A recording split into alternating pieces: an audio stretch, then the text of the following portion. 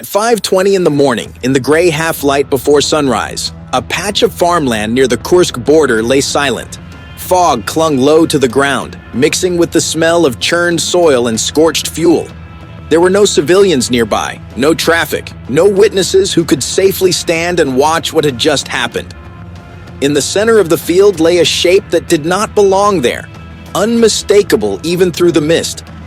A Russian Su-35 Flanker E rested belly down in the mud, its landing gear torn away, its fuselage scraped raw by an emergency landing that had never been part of the plan. This was not a training accident. This was not weather. This was not pilot error in the usual sense. This aircraft was here because it had been hunted, disabled, and forced down in a way that mirrored several real encounters that had already reshaped the air war over Ukraine. Within minutes, Ukrainian reconnaissance drones were already circling overhead, feeding live imagery to command posts kilometers away. On the ground, Ukrainian special teams were moving fast, not because they wanted the aircraft itself, but because they understood Russian doctrine better than anyone. When a modern combat aircraft goes down near contested airspace, Russia does not negotiate. It does not attempt recovery under fire. It erases the wreckage, even if that means destroying its own technology, because some systems are too valuable to risk falling into enemy hands. The Su-35 is not just another fighter. It is one of Russia's primary air superiority platforms, used to escort bombers, patrol contested zones, and threaten Ukrainian aircraft from behind layered air defenses. Its value does not lie in its airframe alone. The real value is in its sensors, its radar, its data links, and the way it integrates into Russia's broader air defense and strike network.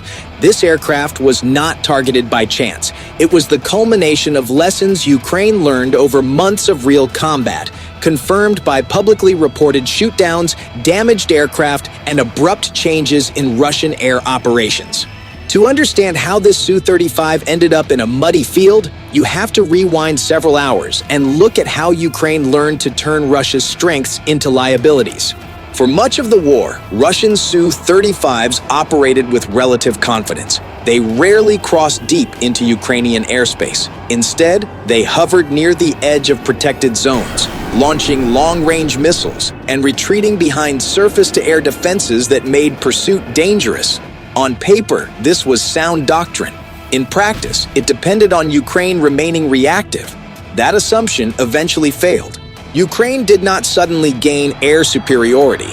What it gained was something more subtle and more dangerous. It gained the ability to shape the airspace.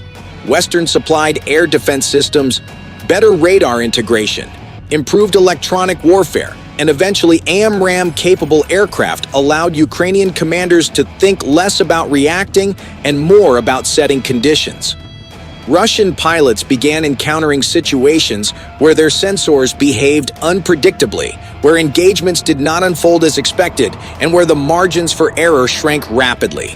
The operation that led to the downing of this Su-35 followed a pattern seen in several confirmed engagements.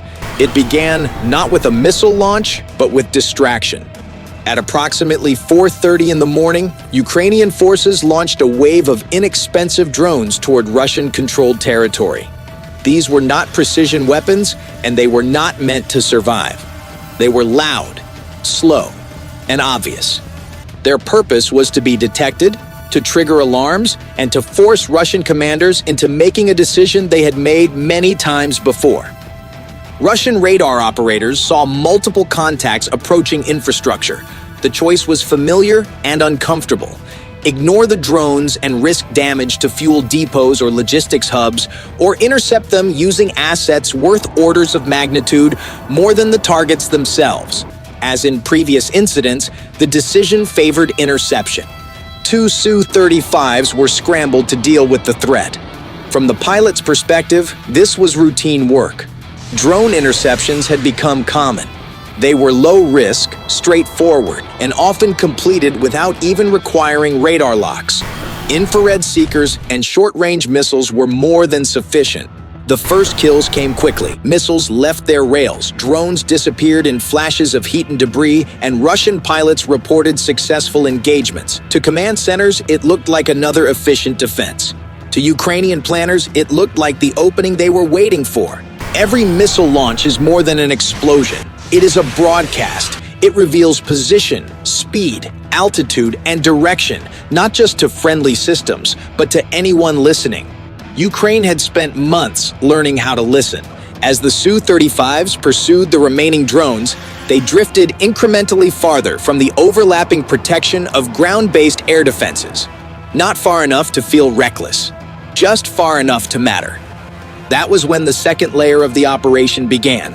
Additional Ukrainian drones rose from concealed positions closer to the engagement zone. These were not explosive platforms. They were electronic warfare assets designed to interfere with perception rather than destroy hardware. Similar systems have been documented in Ukrainian service, used to confuse, saturate, and distort Russian sensor pictures. Instead of brute force jamming, these drones manipulated radar returns. They exploited known behaviors in Russian fire control systems, behaviors that had been observed and reported in previous encounters.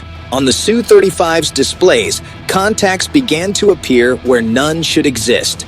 Targets flickered, vanished, and reappeared in impossible positions. Russian pilots have described these moments in interviews and leaked communications. The sensation is not one of immediate panic, but of creeping uncertainty.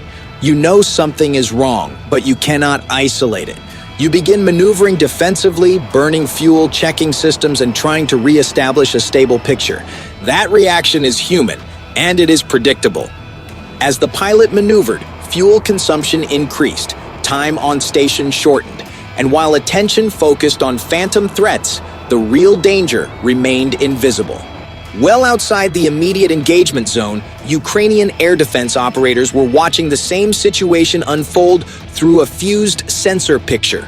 Radar data, drone feeds, and allied cueing combined into a single track. The Su-35 crossed an invisible threshold, one defined not by borders, but by engagement geometry. The missile launch that followed was not dramatic. There was no dogfight, no close-range maneuvering, no cinematic exchange. Modern air combat rarely looks like that.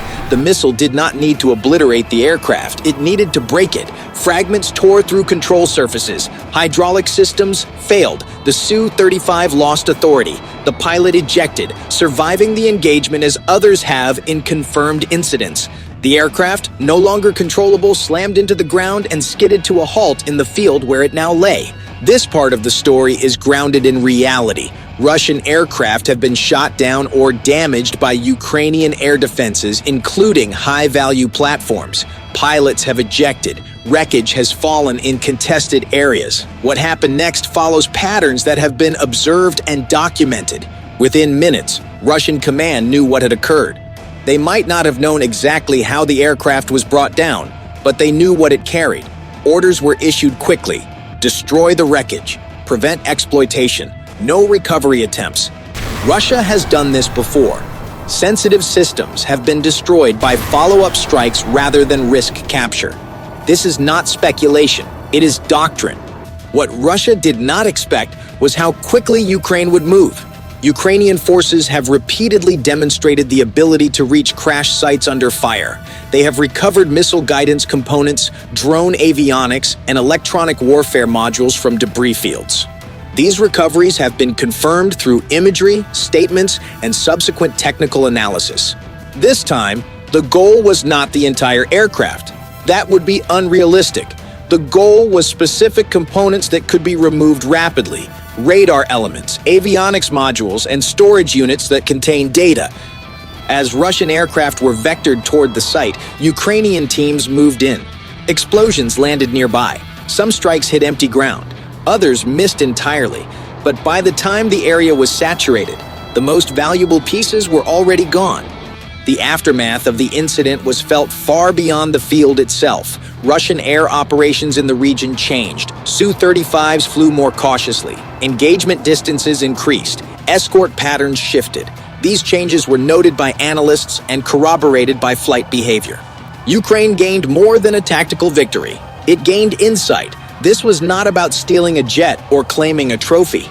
It was about demonstrating that Russia's most advanced fighter was not invulnerable. that its systems could be degraded, and that layered defenses could be penetrated with planning and coordination. The real lesson of this operation is not found in the wreckage, it is found in hesitation. Every time a Russian pilot now approaches the edge of contested airspace, there is a question that did not exist before. Is the picture real? Is the threat visible? Is this another trap? That hesitation reshapes the battlefield more effectively than any explosion. This reconstruction reflects how Ukraine has brought down Su-35s using real tactics, real systems, and real lessons learned under fire. It is not fantasy. It is not speculation. It is how modern air combat is actually fought, and the question it leaves behind is not whether Russia can build advanced aircraft, but whether it can trust them in a battle space where the enemy is no longer reacting, but actively shaping the fight. Tap to watch for more.